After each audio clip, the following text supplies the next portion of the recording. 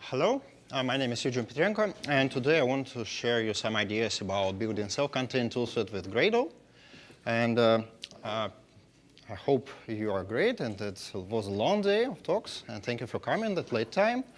And first of all, I want to say something about myself. So I'm a PhD in computer science, working at JetBrains in many different projects. On the free time, I'm doing some hacks and open project, open source. You may find much more in my GitHub, and blogging a little bit.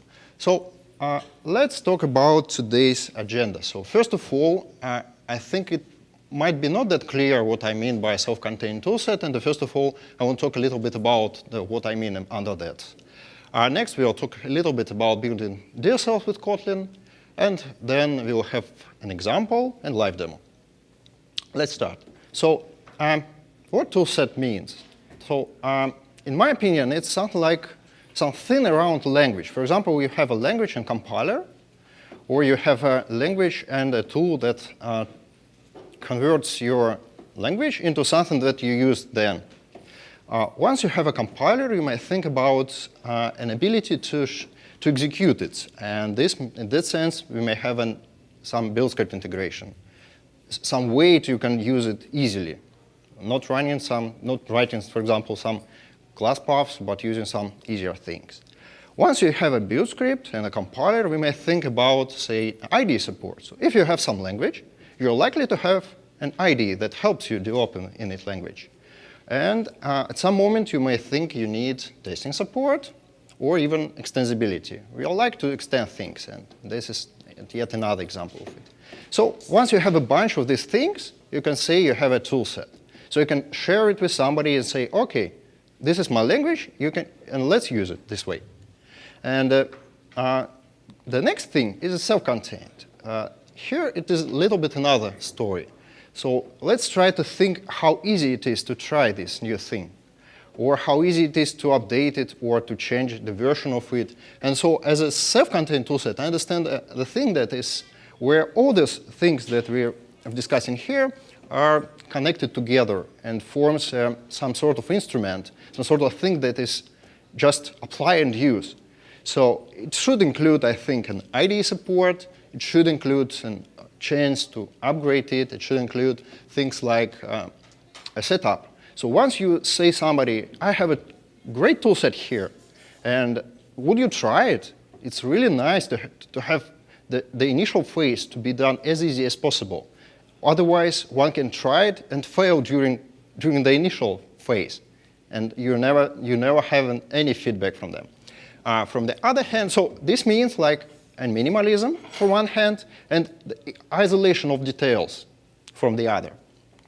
And so I was talking about some sort of tool set, and it's really unclear what it means for. And of course, we may consider creating a tool set for a bright new language.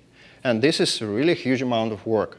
And of course, we can. But I say in practice, it's really easier. And there are many more examples where one can come up with some sort of domain-specific language or DSL. So this is where a tool set can be created easily. And we'll be talking about this aspect more. And there are some number of examples I can come up. So for example, creating a DSL for managing business rules. This is a way when you can try to replace some, say, graphs or diagrams with some language one can understand from both sides, from a business perspective and from a developer perspective. Another example is really interesting as a configuration management. We can consider, say, introducing some DSLs to replace that amazingly long configuration for, say, logging or for build definitions for your CI. Your continuous integration. Or even more, you can consider a DSL that helps to create a definition for a cloud, like an extension for Amazon One or any other. Similarly, DSLs can be used for, say, game development. And the last example could be using a DSL, for example, for issue tracking rules. Like you see here, you see a code that is really easy to understand, that creates some rule in issue tracking system. And the thing is that operating on that level, or that higher level, is easier than using the lower level of things. And from that screenshot, that was MPS, a DSL language workbench that was used to create these sort of DSLs for. And let's turn back a little bit and take a look on this from yet another side. How DSLs can be used. I think the first usage is that we just introduce some new language, and we use it, say, like an extension. So we create new concepts which are really domain-specific, and we operate with them. And in that sense, we can benefit from that higher level of abstraction. We can introduce a better syntax.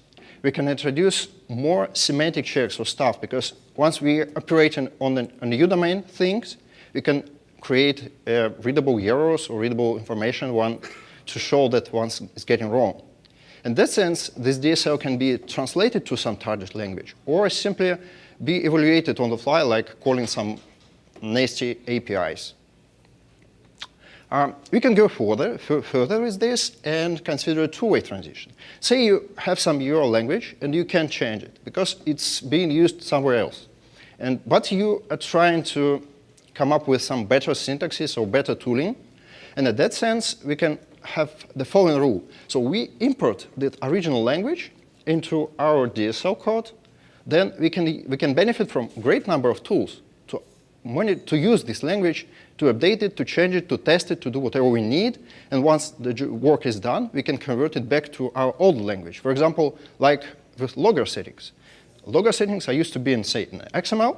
You can convert it into a neat DSL, which is easier to understand. And then turn it back in XML and get it as a configuration. Let's take a look how such DSLs can be created. And there are several ways. I'm not sure I listed all of them. So first of all, one can reinvent the wheel. You can start from scratch. You can create your own compiler, all the toolset. That's quite complicated. You can use language workbenches like, say, JetBrains MPS, where you can define a language in a really DSL way. Or you can use some existing language as a base, like you know, or we use Gradle, that's using Groovy DSLs. You can use Scala DSLs, or you can use Kotlin DSLs. And this point I want to focus next. So once you have let's take a look again on your, say, target language. As an example, we can consider on, say, the definitions of build configurations. And this language may not be fully supported by your IDE, no matter which you use, because there is some specific language or some. So, and of course, IDE can know what XML is, but it doesn't know what concepts you're trying to manipulate with that, say, XML or JSON or whatever. In that language, you, for example, may not have an ability to use sort of, say, loops, conditions, so you cannot extract functions and so on, because it's extra work for target language developers, and this is unlikely to be done. And of course, you may be lacking from validation, extensibility, and semantics checks, of course. And if you consider a DSL over, say, Kotlin or, say, Java, you can solve all these problems because, of course, first of all, you have a better IDE support. For Kotlin, we have great support. And if you create a DSL with Kotlin, you have exactly the same support for your DSL for your entities you have. You can benefit from sort of extensions to the language you have just because you're using the Kotlin, like a loop inside your DSL. That's here just by definition. And once you're designing this DSL, you can have validation and semantics checks done easily, and you can use your extended domain to check it. So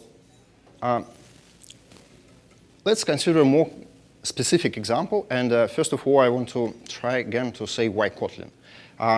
So most things I've just mentioned, and I want to summarize that this is a static typed language, and it's easy to use and easy to learn with great IDE support. And DSLs, again, are statically typed, so your IDE will understand what you are able to specify in what place, and you never feel lost. Let's consider in a really, really simple example. Say you have a logger configuration like this one. And you can try replacing it with some call like this. So you can call some function, and this is just exactly the same thing. I want to briefly say how it's implemented inside, but so let's take a look. So in Kotlin, you have an extension function like this one, so you can statically extend type string with additional method parameterized. Then you can call it this way. And by the way, tomorrow there will be a keynote on Kotlin, and there will be much more detailed description on that. So I think you should consider coming there. And there are higher order functions like the normal one, like a function that takes, say, string and long and returns integer, and the extension functions type like this one that takes string as a this. And one parameter returns void in Kotlin is called unit. And this is maybe looking quite strange, but now I'll explain. I try to explain why we need it. So once the logger function is done this way, so it takes only one lambda parameter of types of extension functions. This is how a DSL can be implemented. And this example shows that we call a function from this part is a lambda function that, again, could get another function from yet another lambda function, and so on. So let's take a look how we can benefit from such a DSL. So first of all, let's say we need to define a logger not for one category, but for several. So we can just use the function from Kotlin and repeat this block several times. Say we have some place where all packages we are looking for are defined. Then we can have such function, and we can simplify things. And we can go further and even replace this code with yet another function that can be shared, for example, to a project level or somewhere else. And somewhere in implementation, we would have some code like this one. So this is how DSLs can be applied for, say, for this example, like a configuration domain. Let's take a look. Let's come up with some outcome here. So a DSL over Kotlin can be used and can be useful. There is the thing is that once we are trying to create some new DSL like this, we need some sort of toolset to be easier to use it, and of course with IDE. And the idea is to create a DSL with a Gradle. So the trick is that implementation of all these things can be hidden into a plugin details, and we can benefit from plugin features and reuse things. So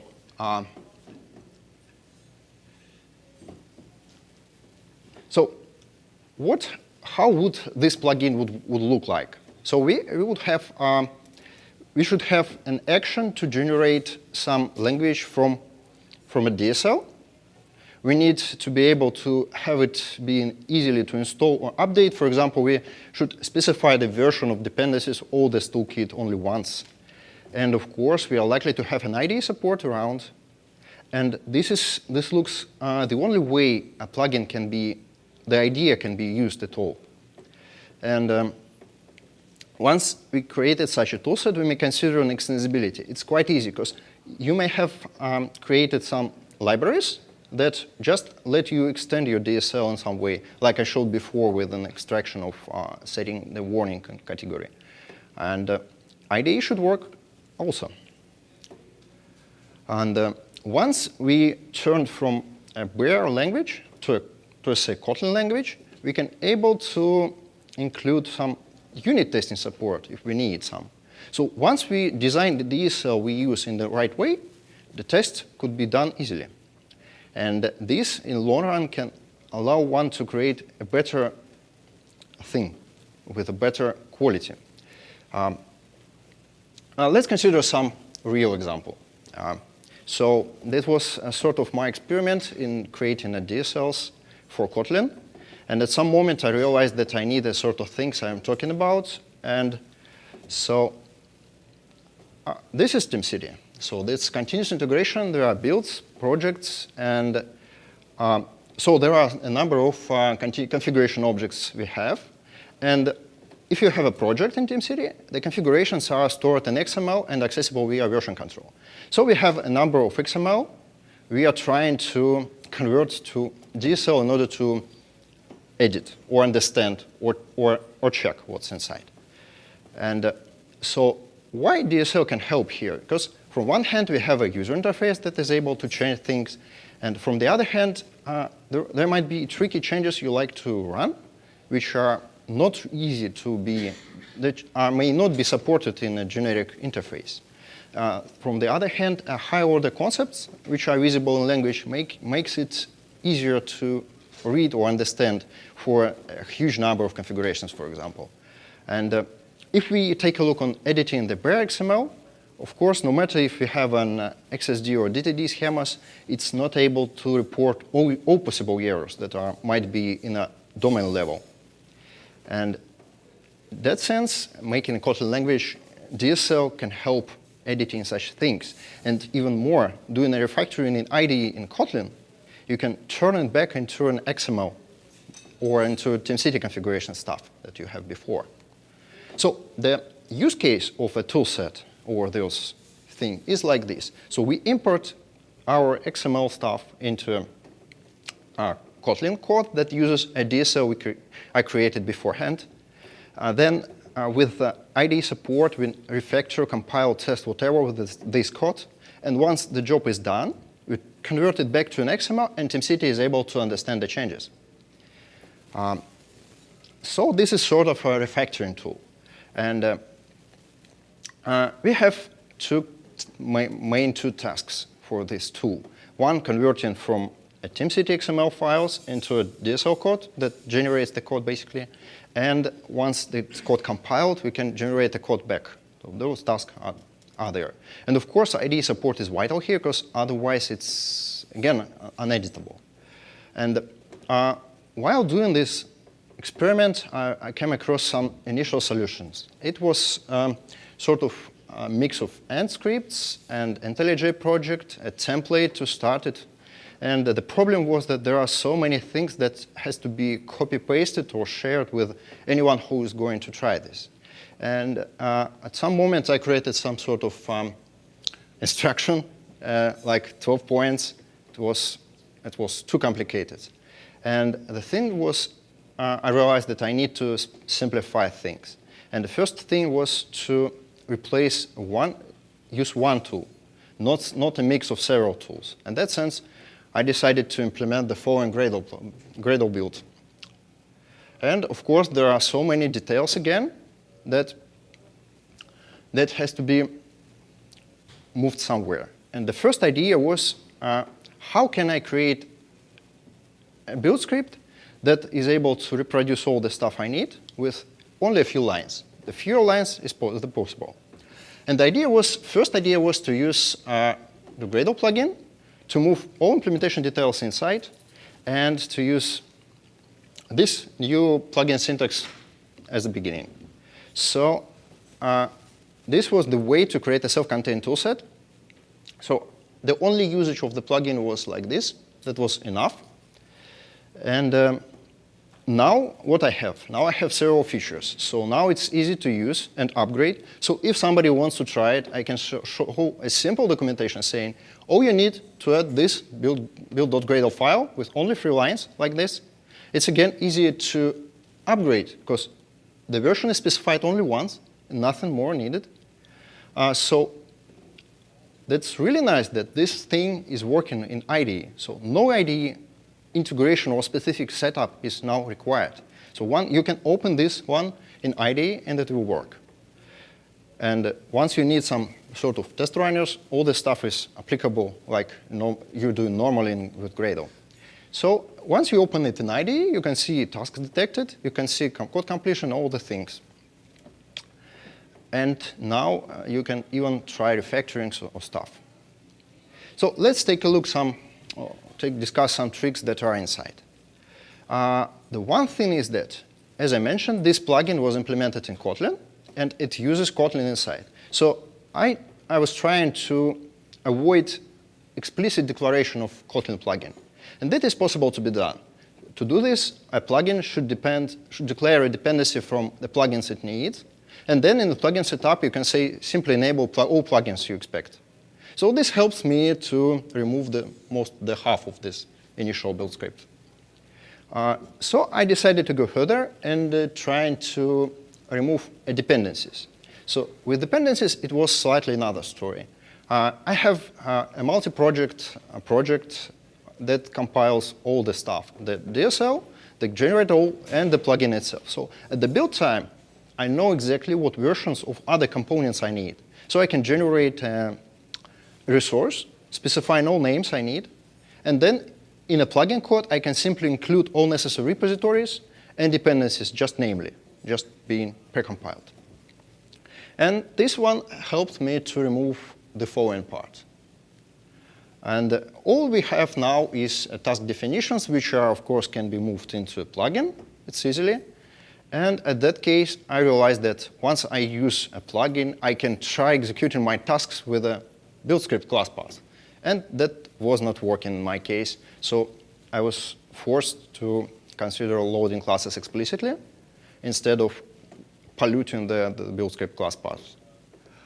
And so as the outcome, I have the only thing to use, and it works. In my case, as you know, TeamCity has plugins, so a DSL should be extensible. In the case, if you say install yet another build runner, you'd likely to have a chance to have a DSL for that new build runner. And it's tricky. I don't want to include everything in one DSL package because I'm not able to cover everything from one hand. From the other hand, it's really nice to have sort of extensibility. So extensibility here is, from one hand, it's extending the DSL itself. From the other, it's extending the generator. So once you import in the configuration that includes some third-party plugin, you need to be able to generate a neat DSL for it. And this is what can be done easily with a Gradle plugin or just a Gradle. So I decided to create this DSL extension. And in extension, you can specify an extension for a plugin. So that's behind the curtains, it works easily. So it simply includes the extension package, extension jar into a class path. And the unit test thing can be done similarly. So this is nothing to change, actually. It's here just because of using the right stack of technology. And I want to show you some demo of how this works with IntelliJ. So we start from scratch, add extension, and try creating a unit test. So this is a build configuration we're trying to edit. And let's try to see if it works.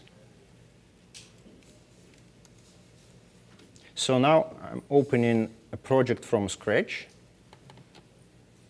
So let's see. So it opens. OK. It opens for the first time. And here we have the XMLs from TeamCity, like this one. And this is the build script we have. This is all we need. And here we have, Here we have tasks that detected. Let's see. So tasks, and we have tasks. So now if we create a DSL code, we're running a task. And here we have a source root with a DSL code that was generated. And as you see here, everything, the file is mostly green. And for example, you have a navigation. You can extract some method, for example. Or if you, for example, for some need, you can benefit from using a Kotlin here, like you may say list say you need to return it several times. You may say something like ABC would be your runners, and then you can wrap this one to. So now the script repeating this one build runner several times, and we are benefiting from a chance to extract a function, for example, and we can do other refactorings this way. And if we need some information about what's going on here, we can simply go to the definition. I was lazy to write the normal Java docs here, but you can see what's going on inside there, like here or there. So once we're done with that, we can call the second task to generate XML back. So, and now we'll see that there should be several runners in our file. Let's take a look. The file is changed, and we see this one repeated now. So say we are confident with this stuff, and now we are trying to replace this sort of ugly DSL like this with something that is more easy to read. And for that case, we have an extension that knows about a command line runner. And now I switch a branch to show you an example. So we're switching it, and we now generate it again, and I'll show the changes only here. So what I did, I included an extension like this one, and regenerated the code. And now, if we take a look in the file, you see here the plugin is getting applied, and the DSL is getting more readable. So in that case, one can extend the DSL in the way it's necessary.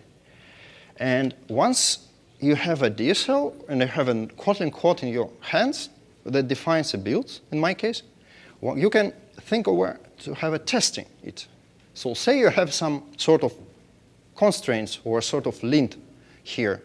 And doing that, we can switch yet another to show how one can include a testing. So the change is really small. What I added is these several lines. So I normally included the JUnit dependency and a dependency on a generation in XML. Once I did that, I can go here and start the test.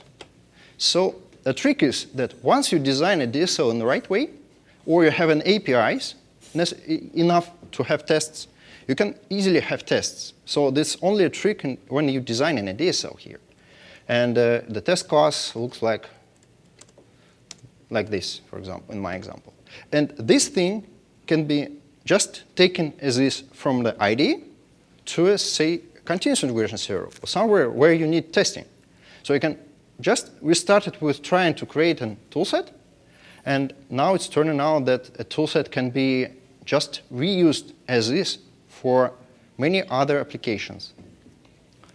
So switching back to presentation. I want to say a few words about the testing the plugin itself. So it's like a recursion here. So we have a plugin, and we need to test the plugin itself. And the only trick I found that, so I come up with a sort of integration tests.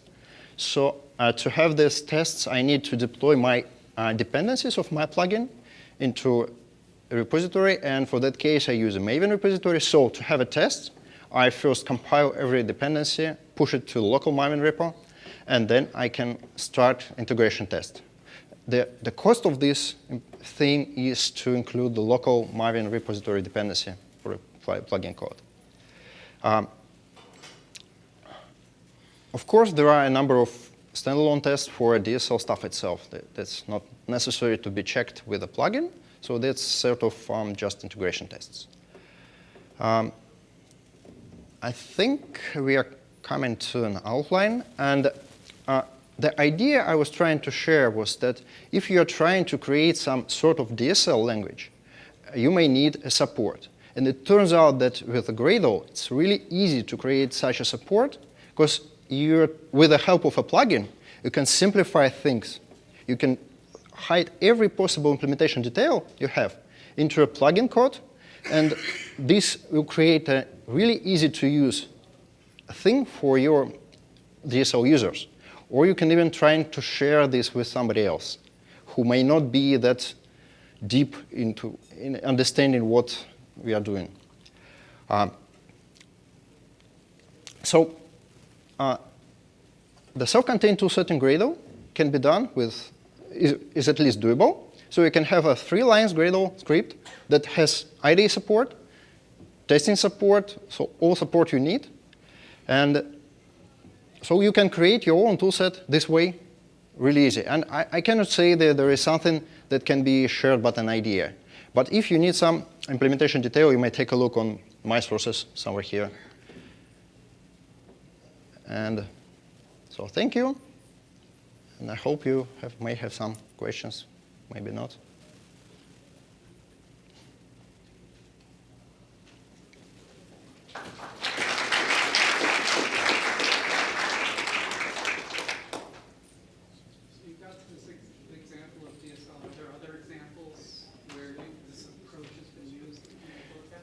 So I mentioned it somewhere at the very beginning. DSLs can be implemented in a huge variety of places. So I did this example for managing build configurations for TeamCity.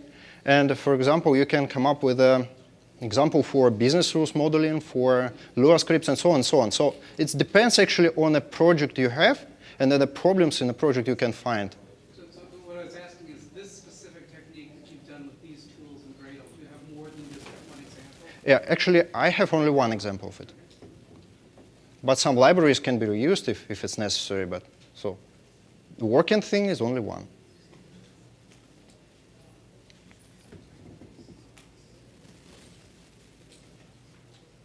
What was the hardest aspect of getting this to work when you pulled it together?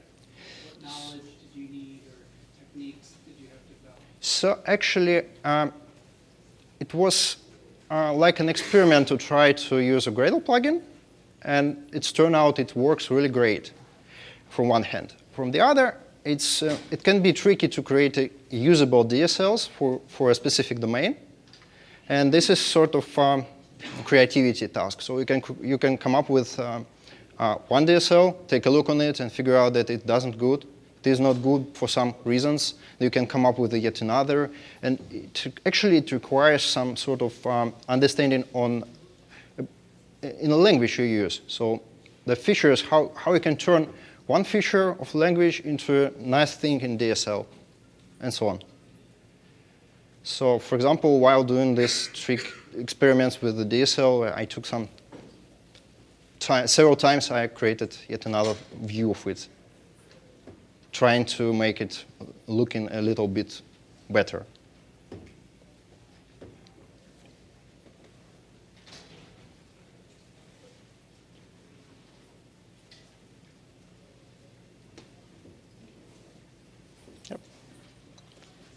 Thank you.